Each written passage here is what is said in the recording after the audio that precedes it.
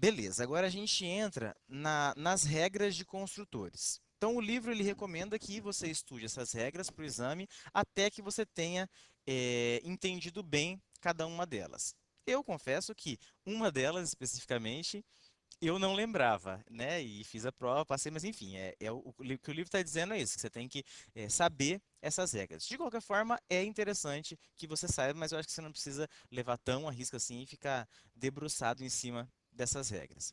Então vamos lá, as primeiras, as duas a gente já viu, né? O nome do construtor tem que ser igual ao nome da classe.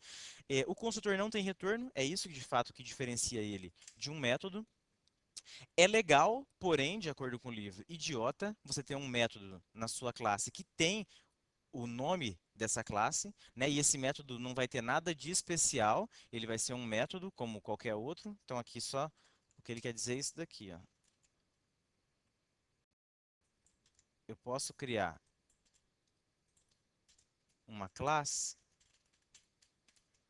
que tem um método chamado classe, exatamente como a gente viu, systemout.println, passei pelo construtor.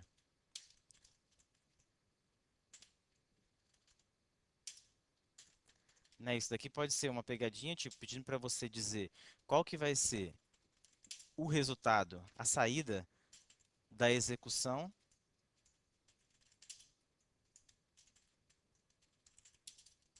quando você criar um objeto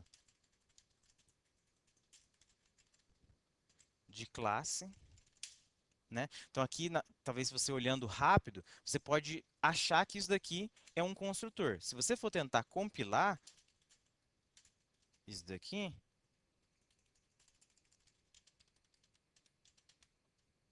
você vai ver que o Java não vai nem chiar, ele vai entender aquilo como um método qualquer, vai continuar funcionando, só que na hora em que você executar, exemplo 5, teste, você vai ver que não vai aparecer nada. Por quê? Porque aquilo para o Java não é um construtor. E você pode, inclusive, como esse aqui não é um construtor, você pode, inclusive, ter um construtor lá, de mesmo nome, óbvio, né? Senão ele não seria construtor. E aí sim, ele está passando por esse construtor que você está achando que é o construtor. Então é isso que ele está querendo dizer com essa regra. Construtores, perdão, podem utilizar qualquer nível de acesso, inclusive privado. Então, o que ele quer dizer aqui é, eu até agora só utilizei construtores públicos, mas eu poderia utilizar um construtor que tem acesso privado, que tem acesso protegido, que tem acesso padrão.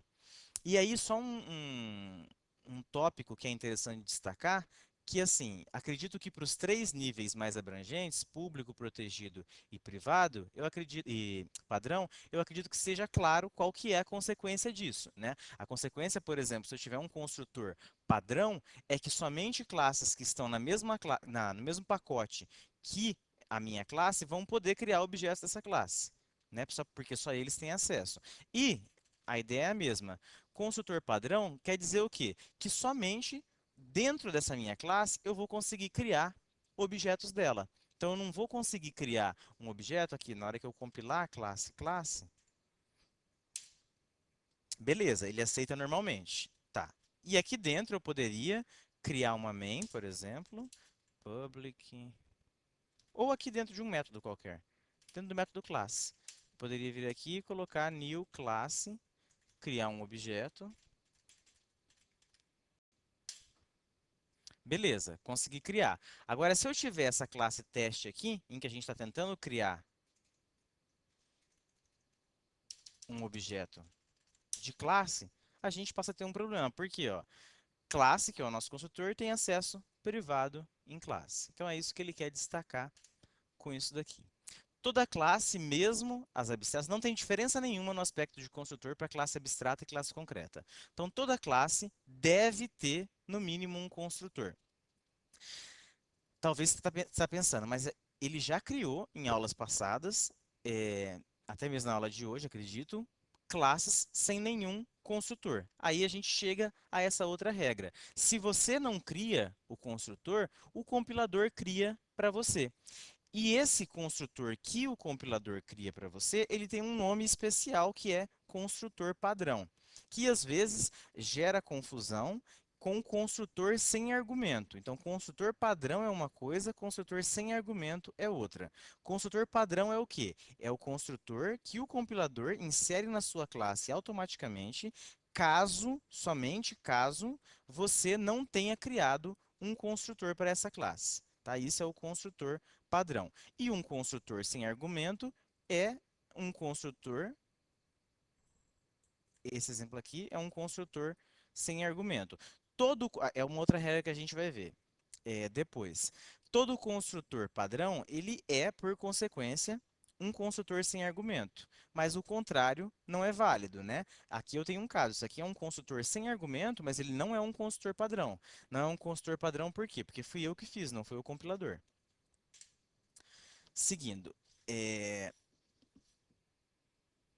esse aqui vai ao encontro do que eu disse agora há pouco, o construtor padrão. Ele sempre vai ser um construtor sem argumento, por isso que enquanto eu não tinha, mesmo antes quando eu não tinha isso daqui, se eu apagar até esse conteúdo inteiro de classe, classe foi isso daqui, e eu vir aqui em teste criar um objeto de classe, pode ver que ele vai compilar normal, né? Mas você pode pensar, mas cadê esse construtor? O Java, o compilador, já inseriu um construtor aqui dentro para você. Por quê? Porque você não inseriu. E esse construtor é um construtor padrão, que por consequência é um construtor sem argumentos. O construtor padrão, é o que eu disse também, é adicionado à sua classe somente se nenhum construtor foi criado por você. Então, aqui o exemplo para ilustrar é, crie um construtor com argumento no exemplo anterior e tente criar um objeto chamando o construtor sem argumento. Então, o que a gente tem aqui? Ó, criando um objeto de classe, aqui chamando pelo construtor sem argumento. Isso é possível por quê? Porque o Java adicionou o construtor padrão aqui, mas se eu criar um construtor aqui que recebe, por exemplo, um inteiro, que não faz nada. Vou compilar a classe, beleza, compilou. Vou compilar teste. O que ele vai dizer? Ó, você não pode criar esse objeto porque você está chamando pelo construtor sem argumento.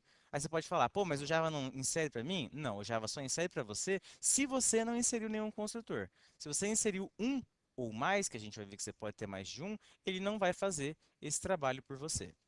Então é isso que está sendo dito aqui.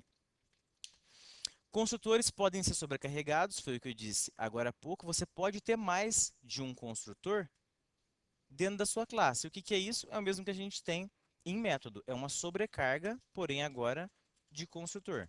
Né? Agora, se eu criar, por exemplo, um construtor sem argumento, eu consigo compilar a minha classe teste. Né? Por quê? Porque aqui ele está considerando que ele vai chamar pelo construtor sem argumento. E aqui a ideia é a mesma. Qual dos dois construtores que ele vai chamar? Aquele cujos parâmetros que eu estou passando correspondem com os argumentos definidos na assinatura desse construtor.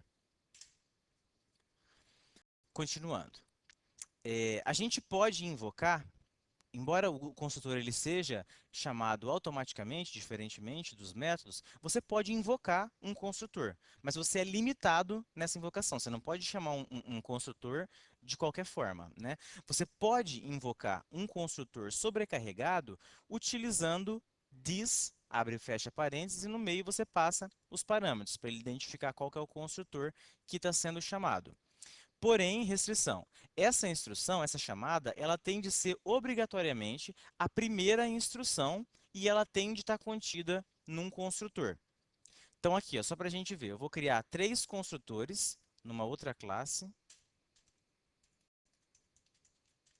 que eu também vou chamar de classe.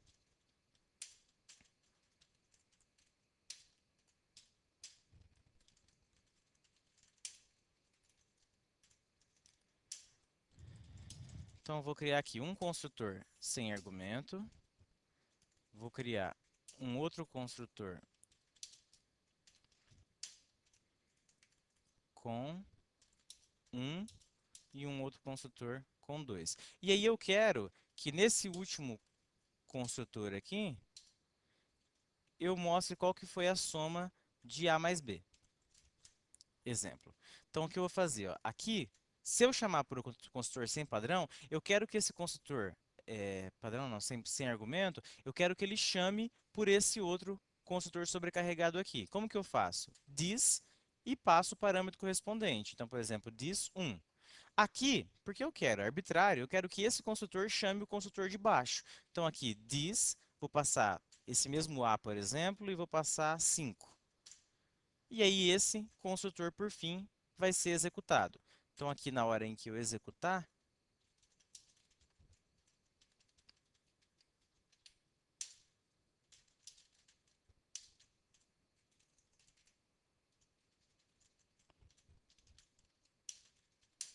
então o que ele vai aparecer como resposta? 6, por quê? Porque ele veio passando de um para o outro. Da mesma forma, eu posso solicitar a invocação do construtor da minha superclasse. Como? É a mesma sintaxe. A diferença é que em vez de this, eu uso a palavra-chave super. Tá? Então, um exemplo aqui para a gente visualizar. Eu vou criar dois construtores em uma subclasse e vou fazer com que cada um dos respectivos construtores na superclasse sejam chamados. Então, vamos criar.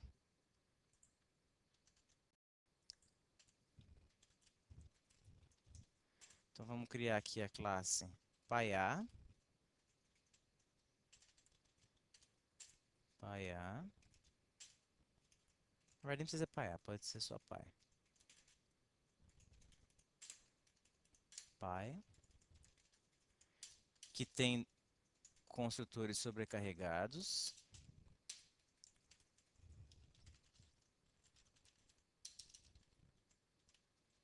Construtor sem argumentos de pai. Oh. E aqui, construtor com argumento de pai.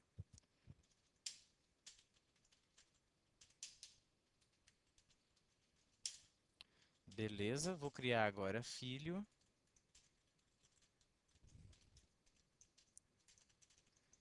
Construtor sem argumento de filho.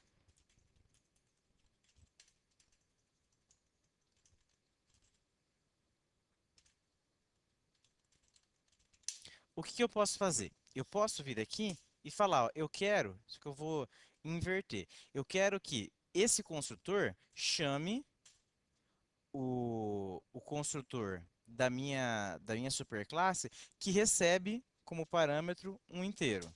E esse daqui eu quero que chame aquele que não tem nenhum argumento. Então, na hora que eu executar, na hora que eu criar um objeto de filho, de acordo com o construtor que eu chamo,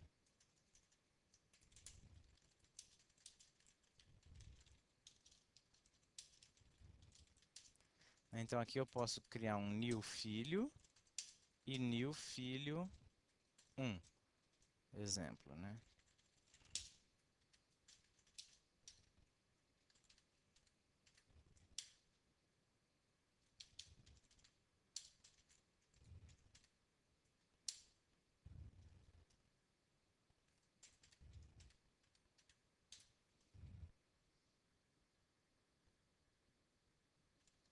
Onde eu coloquei o super? Ah, tá, não criei relação.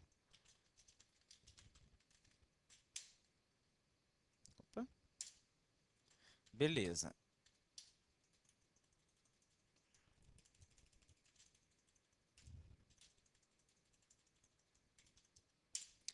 Ô, diabo. Então aqui o que ele vai fazer? Ó, construtor com argumento de pai, por quê? Então vamos seguir a execução. Criei aqui um objeto de filho. O que ele está fazendo? Vai chamar pelo construtor sem argumento, esse daqui. Tá, agora o que ele vai fazer? Ele vai chamar pelo construtor da minha superclasse que recebe um inteiro. Então, qual que é o construtor? É esse daqui. Então, a primeira mensagem que vai aparecer é construtor com argumento de pai, que é o que está aqui. Terminou essa execução, para onde ele vai? Volta para cá e imprime construtor sem argumento de filho, que é o que a gente tem aqui. Então, esse objeto foi criado, acabou a chamada de construtor.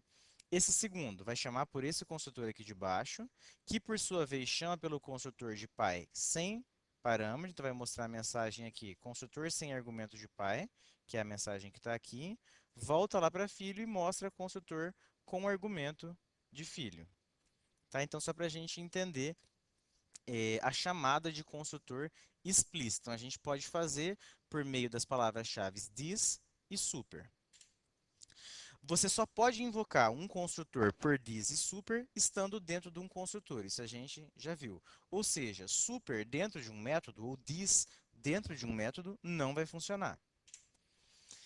A primeira instrução de todo construtor, exceto de object, deve ser uma chamada a um construtor da superclasse, this, perdão, super, ou uma chamada a um construtor sobrecarregado, this. Então, aqui, o que ele está querendo dizer é o seguinte, sempre a primeira linha de todo construtor, todo e qualquer construtor, vai ser um this ou vai ser um super. Só que aí você pode se perguntar, por que que um construtor vazio compila? Quer ver? Vamos pegar um exemplo aqui que a gente já fez. Aqui, ó. Isso daqui é um construtor vazio, não tem o super nem this aqui dentro, e a gente viu que isso daqui compilou. Por que que isso daqui compilou? É o que a gente vai ver na próxima regra. Se você não adicionar uma chamada lá no seu construtor ao construtor da superclasse ou a um construtor sobrecarregado, o compilador vai inserir para você uma chamada ao construtor sem argumentos da superclasse. Então, automaticamente, ele vai adicionar isso para você. Então, o que que significa? Significa que esse construtor aqui, depois de compilado, ele se transformou nisso daqui. Então, implicitamente, existe um super ali dentro. Continuando, um construtor, aquilo que eu falei, padrão, ele é sempre um construtor sem argumento, mas um construtor sem argumento não é necessariamente um construtor padrão. O construtor padrão sempre vai ter o modificador de acesso correspondente ao modificador de acesso da classe. Então, o que que ele quer dizer com isso, com essa regra? Que se eu criar uma classe desse jeito aqui, ó, public class, classe, abre e fecha chaves. Só isso. O que ele vai fazer? Ele vai criar um construtor dentro dessa sua classe. Pode ver, ó, que o mesmo nível de acesso da classe, que é public, vai ser o nível de acesso do meu construtor. Nota que aqui, ó, eu tenho class, classe. A mesma coisa, só que em vez de public, sem modificador de acesso. O que ele vai fazer aqui? Ele vai criar um construtor que também vai ter nível de acesso padrão para esse caso. E aí, ele vai também ter internamente uma chamada a super. Então, essa classe aqui, implementada desse jeito, vai produzir isso. E essa classe desse jeito vai produzir isso daqui. Esse é o nosso construtor padrão. Tá, então aqui alguns casos do que você implementou e o que o Java vai gerar com base nisso que você implementou. Então aqui eu criei, ó, uma classe chamada full, isso aqui é o exemplo do livro. O que isso vai produzir? Como eu não tenho um construtor aqui dentro, o Java vai criar um construtor. Ele vai criar um construtor com que nível de acesso? O mesmo nível de acesso da classe que você criou, então padrão. E dentro ele vai fazer uma invocação implícita a super sem argumentos. Para esse caso, o que que mudou? Mudou que eu criei aqui um construtor, né? Esse full aqui, ele é o construtor dessa minha classe full. O que que o Java vai meter o dedo ainda nesse seu código? Você não adicionou aqui uma chamada this ou a super, então ele vai adicionar uma chamada super para você. Nesse caso é bem similar ao primeiro, criei uma classe sem construtor, ele vai criar para você. Qual vai ser o nível de acesso desse construtor? O mesmo nível de acesso da sua classe. Aqui só está errado que tinha que ter um public aqui na frente desse class. Para esse caso aqui, eu criei também a mesma coisa, igual a um dos anteriores, eu criei um construtor, mas eu não coloquei nem this nem super explicitamente. Então, o Java coloca para você. E sempre vai ser o construtor sem argumento. Para esse caso, o que que vai acontecer? Para esse caso não vai acontecer nada. Por quê? Você criou uma classe, criou um construtor dentro dessa classe, e dentro desse construtor a primeira linha corresponde a uma chamada a super. Então o Java não tem nada que se meter dentro do seu código. Para esse caso aqui, ó, aqui é uma possível pegadinha igual aquela que a gente viu. Parece que isso daqui é um construtor, mas isso aqui não é um construtor. Então, o que que o Java vai fazer nesse caso? O mesmo que ele fez em um dos exemplos anteriores. Inserir um construtor com o mesmo nível de acesso da sua classe e chamar ao super lá dentro. Né? Então, o que ele está querendo dizer aqui, ó, void foo é um método, não é um construtor. Mais regras. Você não pode acessar explicitamente um método ou uma variável de instância até que a primeira linha tenha sido executada. Isso aqui é meio que óbvio, né? Se obrigatoriamente vai ter uma chamada super ou a this na primeira linha do seu construtor, Óbvio que a segunda linha só vai ser executada depois que a primeira foi executada, né? E se a primeira é uma chamada de isosuper, tem que esperar isso acontecer para depois o meu método ser de fato executado. Que mais? Somente variável e método estático pode ser enviada como parâmetro de super. E diz, o que ele quer dizer com isso? Deixa eu ver se eu tenho um exemplo aqui para mostrar. Aqui, ó. Eu estou fazendo aqui uma chamada a super. Imagina que eu tenho um método aqui dentro que retorna um inteiro 5.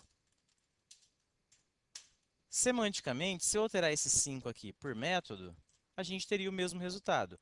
Porém, na hora em que eu tentar compilar esse daqui, vamos só ver qual que é a pasta dele, exemplo 7.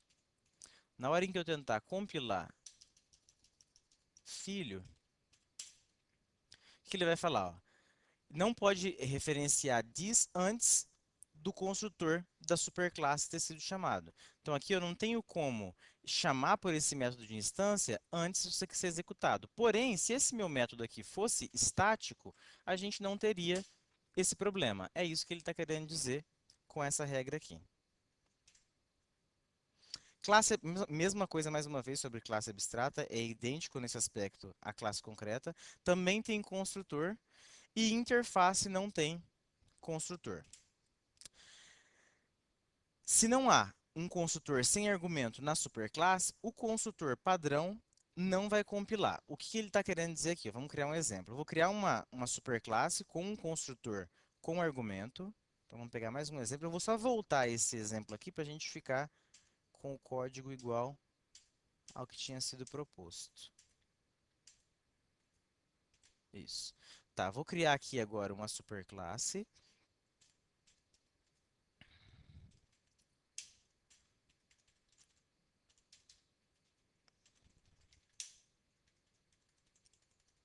Vou criar a superclasse que vai ter um construtor, devia ter usado de baixo, que vai ter um construtor que recebe um inteiro. Beleza? E aí vou criar uma subclasse vazia e tentar compilar essa subclasse. Então agora eu vou criar filho sem nada.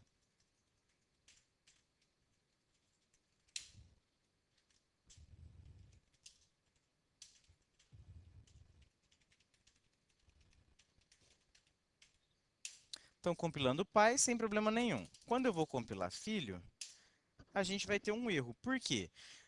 A gente aprendeu que nesse caso, o que, que foi adicionado implicitamente aqui? Foi adicionado isso daqui, ó, public filho, super, ponto e vírgula.